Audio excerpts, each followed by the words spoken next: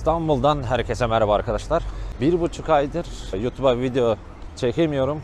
Hem yaz sezonu olduğundan, aynı zamanda ben de yurt dışında kendi işlerimle uğraştığımdan pek vakit bulamıyordum. O yüzden vlog çekmeye karar verdim. Destek olmak isterseniz çok sevinirim arkadaşlar. Ve gittiğim yerleri size göstermek istiyordum. Geçen İstanbul'a geldiğimde de zaten 20 gün falan kaldım. Daha sonrasında Dubai'ye gittim. Dubai'de de bir 10 gün falan orada kalmıştım. Şimdi tekrar yine İstanbul'dayım. Bugün yine Avrasya'nın en büyük blockchain ekonomi etkinliği için buradayım. Tişörtümden de gördüğünüz gibi. Ve çoğunuzun bildiği gibi ben KuCoin topluluk zincirinin Türkiye ambasadörüyüm arkadaşlar. Ve bugün KuCoin standında KuCoin topluluk zincirini temsilen bulunacağım. Bugün etkinlik alanında KuCoin Türkiye ekibiyle buluşacağım. Aynı zamanda KuCoin Labs da orada olacaktı. KuCoin Labs'ın başkanı gelecek. KuCoin Türkiye'nin country manager'ı Mete Bey orada olacak. Genellikle elimden geldiğince size tüm etkinlik alanını ve tüm KuCoin ekibini göstermeye çalışacağım. Bu arada introyu çok uzun tutmak istemiyorum. Size keyifli seyirler. O zaman videomuza geçiş yapalım.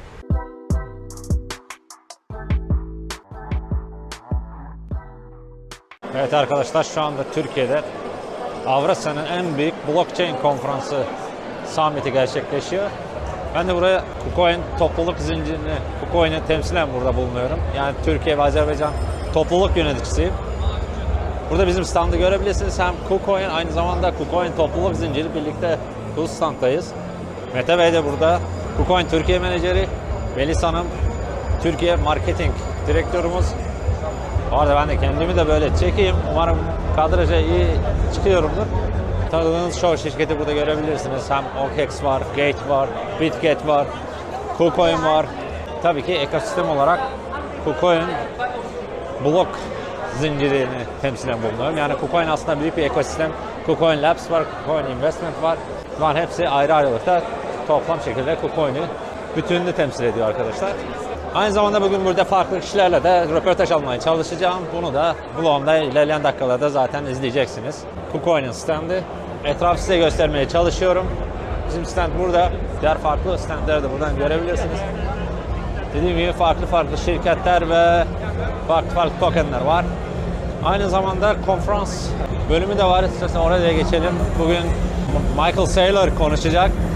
Şu anda bayağı yüksek sesle müzik çalınıyor arkada.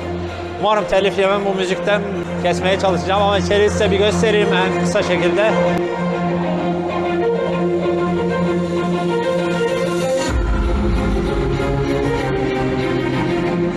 Dediğim gibi bugün Emre Aydın sahne alacak. Bunun dışında Michael Saylor'ın konuşmasını bekliyorum. MicroStrategy'den tanıyorsunuzdur Michael Saylor'ı.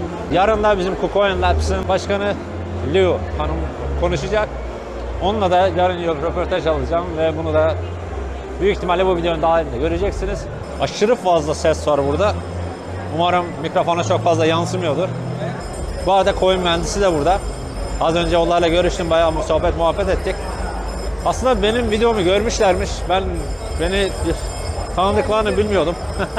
Mert'le konuştuğumda bunu bana söyledi. Talha'yla da bayağı muhabbet ettik.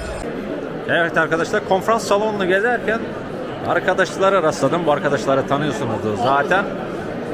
Talha'yı ve Mert'i coin mühendisinden biliyorsunuzdur ve diğer coin mühendisi ve para mühendisi arkadaşların hepsi burada. Bayağı muhabbet ettik. Hem KuCoin topluluk zinciri, hem Azerbaycan'daki kripto durumu, aynı zamanda Türkiye'deki konularda birbirimizle konuştuk. Benim kanalım için bir şeyler söylemek ister misin? Hocam, kanal takip ediyoruz öncelikle şurada ve bu değerli bilgileri, güzel bilgileri tüm arkadaşlara paylaştığın için sana da ayrıca teşekkür ediyoruz. Çok sağ olasın. Paylaşımlar yapıyorsun, başarıların devamını diliyoruz. Ömer, kanalım için bir şeyler söylemek ister misin? Seni izleyenlere. Selamlar. Raşat'ın kanalını takip ediyoruz. 2 yıl önce Binance yazdığımda önüme çıkmıştı. Şimdi bugün konferansta tanışmak nasip oldu. Bayağı güzel oldu. Şu anda KuCoin adına burada zaten. Bayağı dikkat çekiyorsun etkinlikte. Valla kanalı özellikle Azerbaycan'da, yani senden daha iyi birini görmedim. Türkiye pazarı biraz daha geniş ama kesinlikle kanal takip edilebilir bir kanal. Güzel bilgilendirdiğim bir kanal. Ben takip ediyorum, yani öyle diyeyim. İnşallah daha da abonelerin artar, daha da tanınır halde gelirsin. Ya Azerbaycan'da bence senden daha iyisi yok yani, öyle diyeyim. Görüşmek üzere. I'm here with Nikos. He's KuCoin Community Chain Community Ambassador and also online event manager. Right. Before we getting started, how was this experience in Turkey? Actually, it was quite surprising because we were reached out by many people who had great interest in KuCoin and also in KCC. So it was a very nice and very pleasant experience. Yes, I liked it very much. I mean, I totally enjoyed it. So also I'm curious about your thoughts about this event. What I can see here is that although we're in a bear market right now, Yeah. right? So things have slowed down a bit.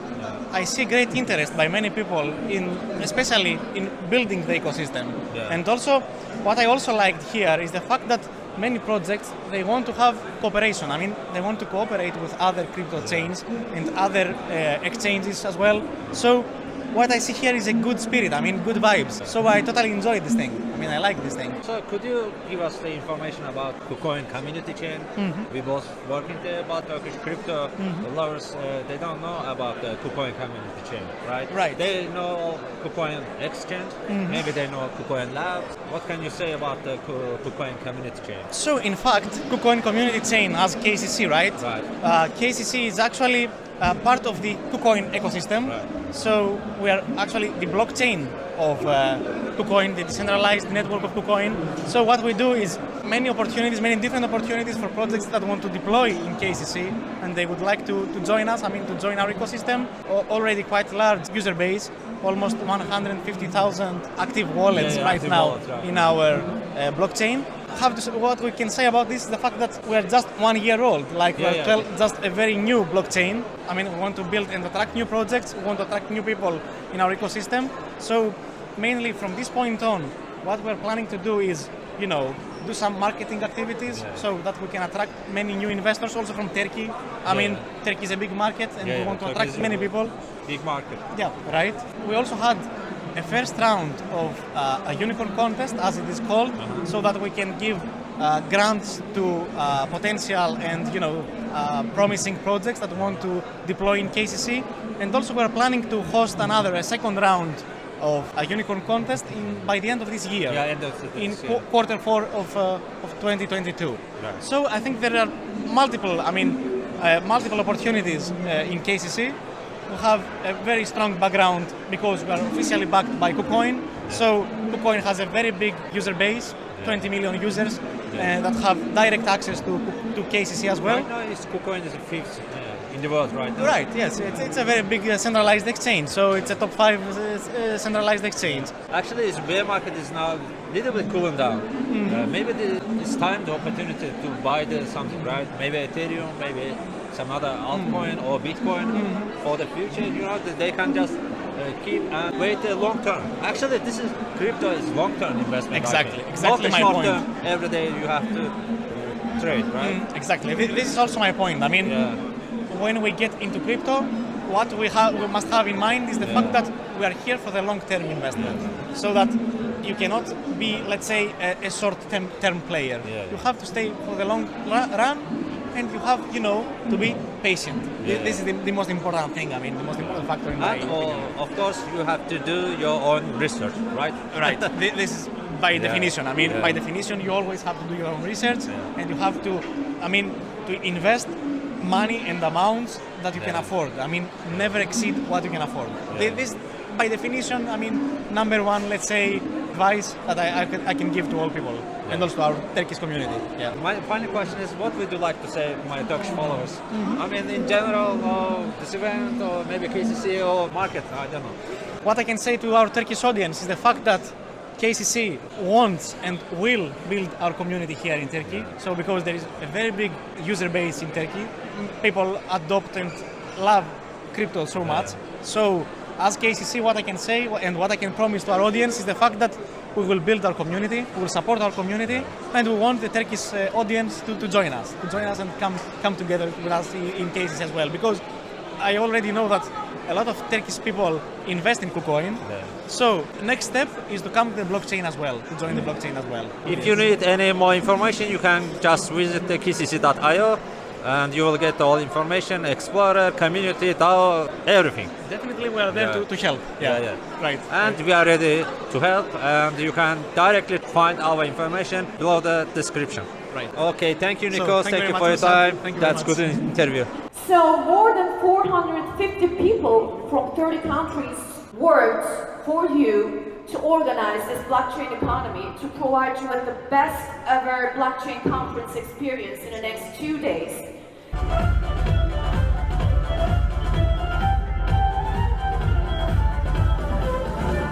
El Salvador devlet bütçesinin yüzde kaçı Bitcoin yatırımı onu bilmiyorum ama orada bir işte portföy yönetimi var neticede. Çok az. Çok az. O bence bir PR aracı olarak El Salvador açısından çok mantıklıydı. Devlet bütçesini yaparken de öyle davranmıştı. Çok cesurca ve çok vizyoner bir hareketti bence. In terms of Bitcoin's adoption at the moment, where do you see it at the moment? And the second part of that question is, what are the potential hurdles for Bitcoin's adoption in the next about 5 to 10 years? We now have an executive order from the White House that's a kind of a strong endorsement. We have a chair of the SEC that's very familiar with crypto assets and Bitcoin. So what you've seen in the past 12 to 24 months is the evolution of understanding across all the governments of the world that crypto assets are here to stay. There's a benefit to being able to move currencies like the US dollar around on mobile phones at the speed of light. Avrasya'nın en büyük blockchain etkinliğiydi. Hilton Bovant Otel'de gerçekleşti. Bu arada internette bulursanız mutlaka bakın. Herhalde YouTube'da paylaşacaklardır. Emre Aydın'ın güzel konuşması vardı. Bayağı kripto işin içine girmiş diyebilirim. Michael Saylor, bildiğiniz gibi MicroStrategy'nin CEO'su, güzel konuşması vardı. Bayağı 1 saat falan sürdü. Çok kısa, net ve çok açık bir şekilde tüm soruları cevapladı. Ben de bayağı yoruldum aslında. Bugünlük bitti, 27 Temmuz. Yarın da KuCoin Labs'ın başkanı Lou ile interview gerçekleştireceğim.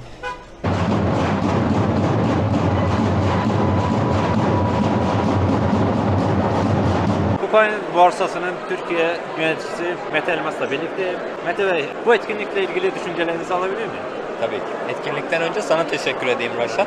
Seninle konuşmak, takipçilerine hitap etmek çok güzel. Etkinlikle ilgili söyleyebileceğimiz yegane şey, ben yani bu sektörde uzun süredir olan biri olarak ben bile bu kadar kalabalık, bu kadar ilgi beklemiyordum. Böyle bir atmosfer beklemiyordum. Şu an için çok yoğun bir ilgi var. Bu da bizim hoşumuza gidiyor tabii. Evet, aslında ben de bu kadarını beklemiyordum. Hakikaten yazıldığı gibi Avrasya'nın en büyük blockchain etkinliği olmuş yani. Ya zaten o kadar az sayıda etkinlik var ki. Yani ister istemez etkinlik yaptığınızda bir anda Avrasya'nın en büyüğü haline gelebiliyor. Çünkü bu arada tabii ki buradaki etkinlik de çok güzel organize edilmiş. Oraya aslında bir eleştiride bulunmuyorum. Ama etkinlik sayısının azlığından ötürü insanlar çok ilgi gösteriyorlar.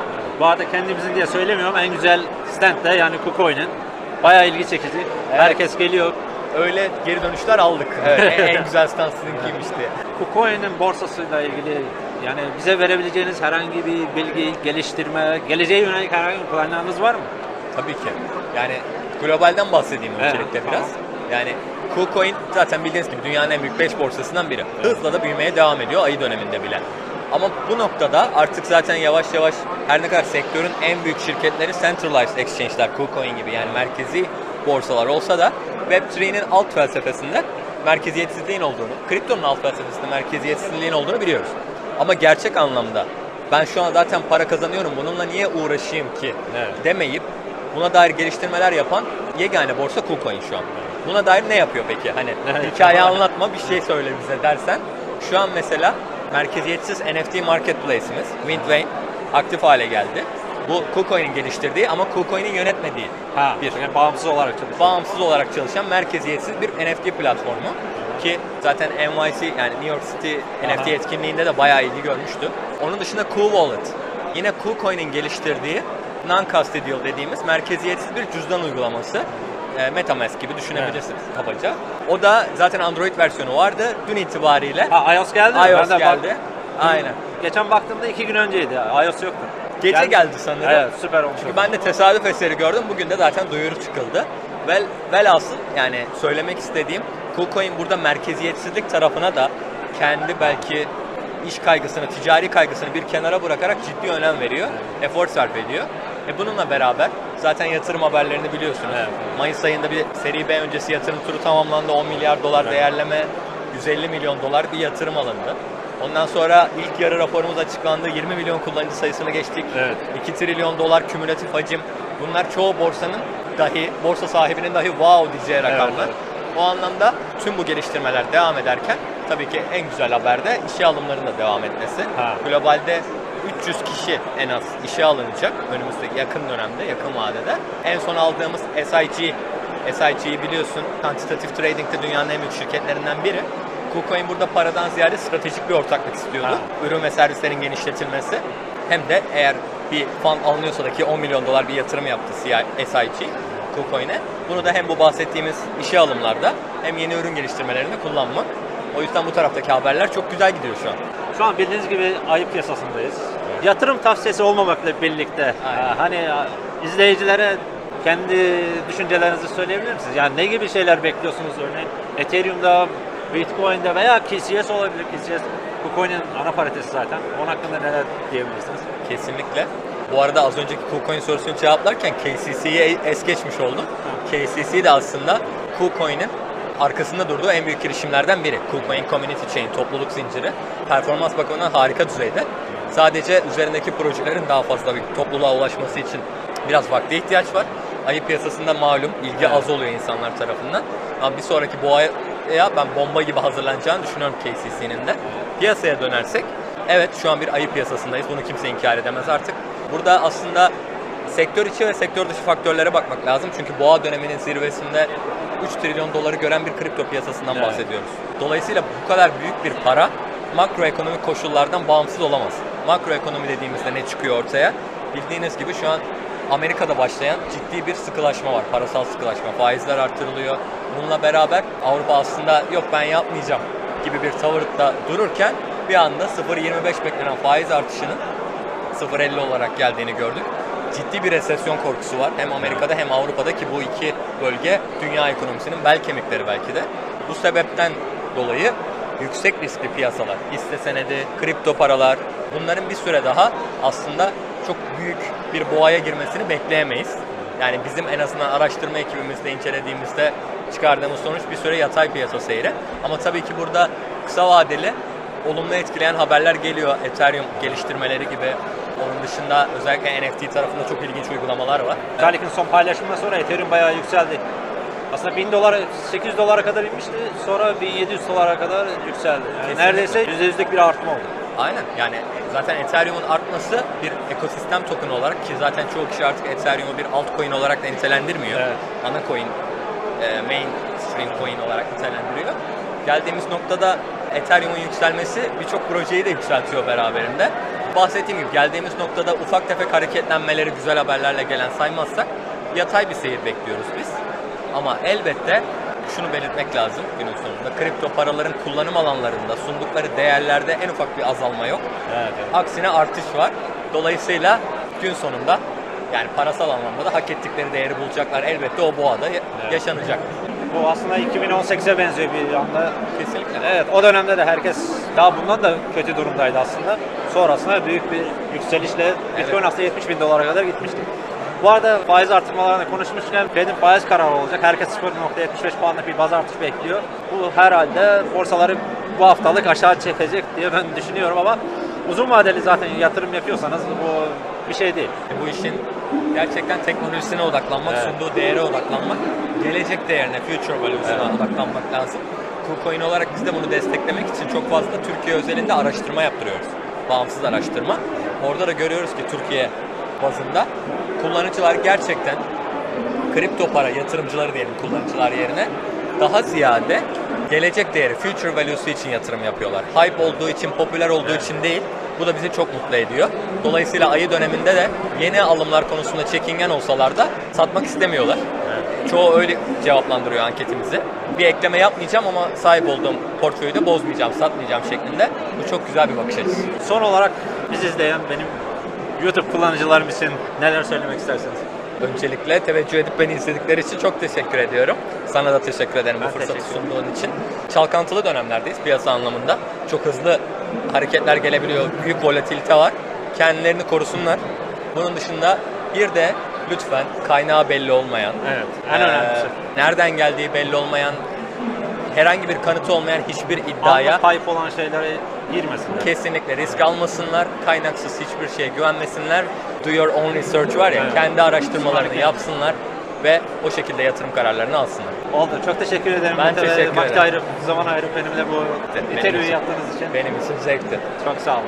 So this is Lou. I'm head of the KuCoin Labs, which is the incubation, research, and investment arm of KuCoin. KuCoin Labs is, how to say, on the front line of all that, on the primary market side. So since 2018, KuCoin is already investing financially into projects. So here's the landscape of our portfolio. You can see, like, from second quarter 2021 until now, we have invested in more than 40 projects.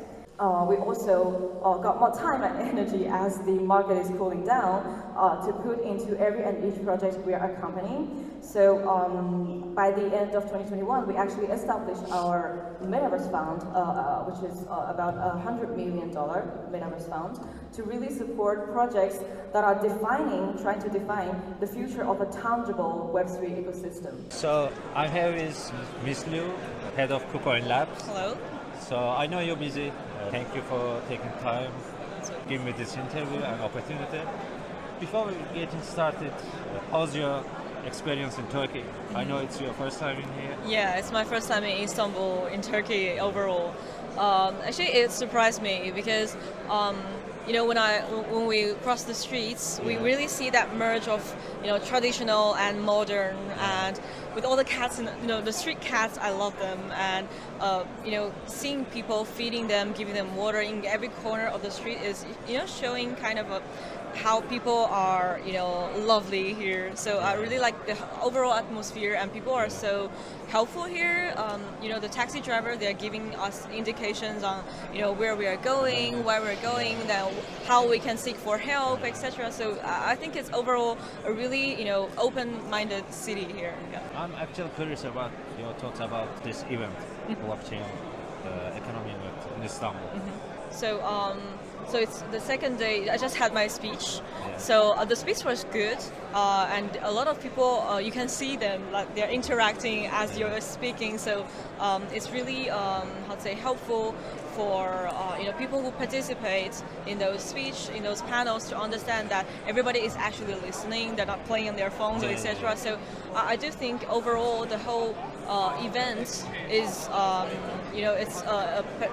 people participating here, like seriously, they want to build something, they want to understand better how everything works. For the booth, I do think there are a lot of exchanges here, so a lot of resources to be interconnected. In terms of projects, I think we're having more developers and projects in the visitors than in the booths. So for me, it shows that this is still an emerging market, as I say in my speech. This is still an emerging market. The well-established ones are already, the exchanges, the institutionalized ones. So I'd like to see, how all those visitors, developers can, one day bring their projects really out to set up their own booth and to really, There might be lots of exchanges, but KuCoin is getting very popular in Turkey right now.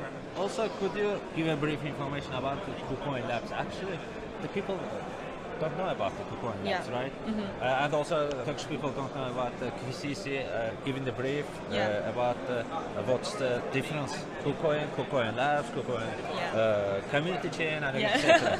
So, it's a big structure now. Yeah. So you can see KuCoin as a corporation. So under the corporation, we have the exchange as the main operating team, with the platform, the spot, margin trading, futures, etc.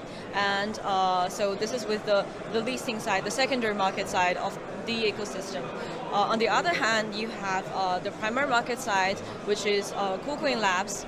So we are researching, we are doing investment and incubations for early stage projects. So for entrepreneurs, we do financial investment into their project, or we can advise on their projects. So this is one of the service, let's say, we can provide with our resources, with our knowledge, and with our expertise. I hope so. So. Actually, KuCoin has started to invest on the primary market since 2018, but the actual KuCoin Labs team was formed by second quarter of 2021. So nowadays we are operating across the world. We are in Singapore. The team is also in Europe with me. I'm based in Paris, and the others are in Hong Kong, in China, in the United States, etc. So we're really trying to get as much coverage as possible to cover all the time zone already, but also to cover all the potential startup founders to really answer them their needs in their region. So. On the other hand, still, you have KCC, which is the most decentralized part of KuCoin, where it's our own, a community blockchain ecosystem where you can build, you can your DeFi, your NFTs, and you can launch your own application, etc. So.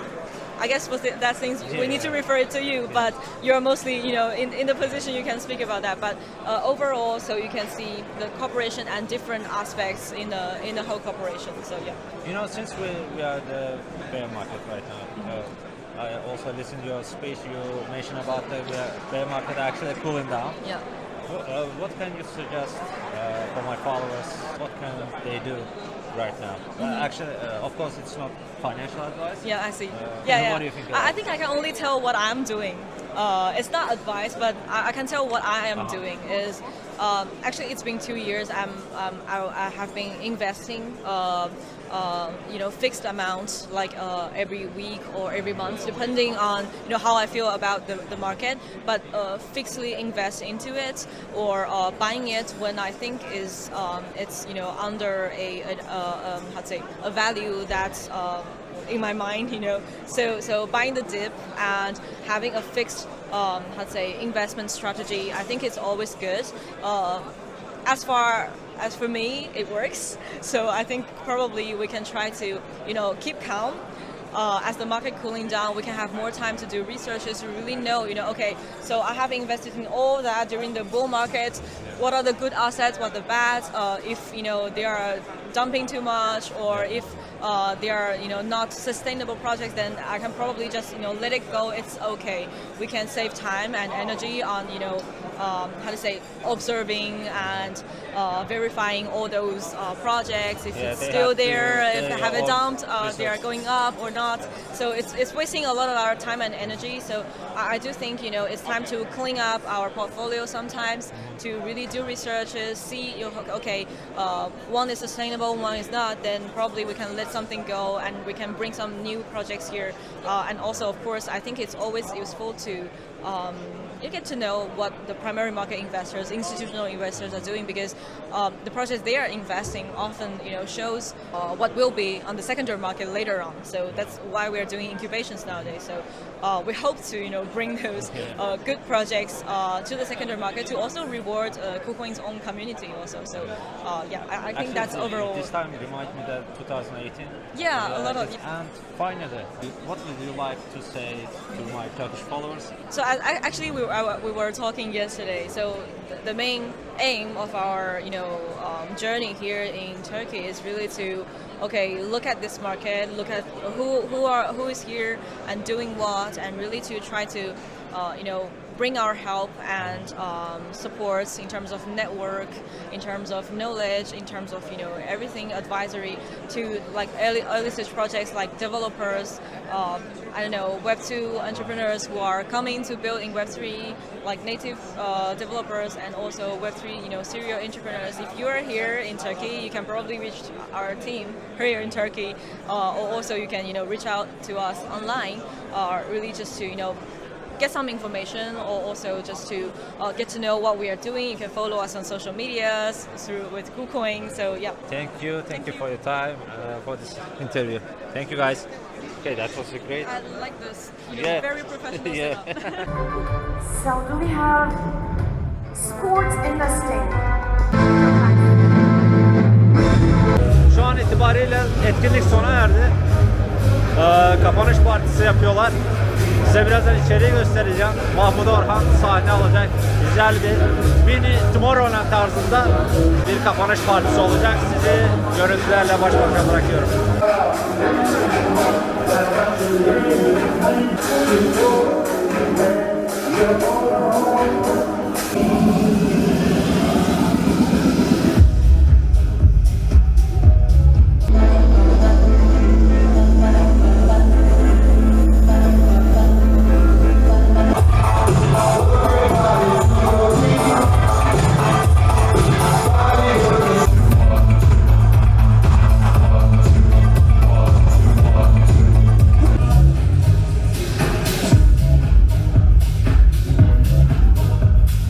Evet, Mahmut Orhan'ın güzel performansıyla birlikte bu etkinlik de bitti. Buradan tüm KuCoin ekibine teşekkür ediyorum. Özellikle Mete Bey, Melis Hanım, Mert, Eren, Şimal hepinize. Bunun yanı sıra KuCoin Labs ekibinden Lou ve Jonathan'a, KuCoin topluluk zincirinden de Nikos, Huama ve Will. Thank you for everything. Evet arkadaşlar, bir etkinliğin ve gezimin daha sonuna geldik.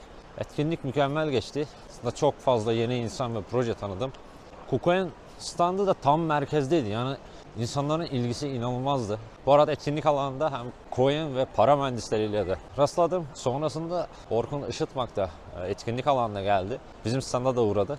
Fotoğraf çekindik. Gayet güzel geçti diyebilirim. Sonda kapanış partisi olan Mahmut Orhan'ın performansı da çok güzeldi. İyi organize edilmişti. Bir sonraki etkinliklerde görüşmek üzere. Beni izlediğiniz için teşekkür ederim. En önemlisi bu videoyu beğenip kanala abone olarak bana destek olabilirsiniz ve kanalımın dahilinde diğer projelerle ilgili çektiğim videolara da mutlaka göz gezdirmenizi öneriyorum arkadaşlar. Ve vlogla ilgili kendi fikirlerinizi de yorumlar kısmında tabii ki belirtebilirsiniz. Bir sonraki videoda görüşmek üzere.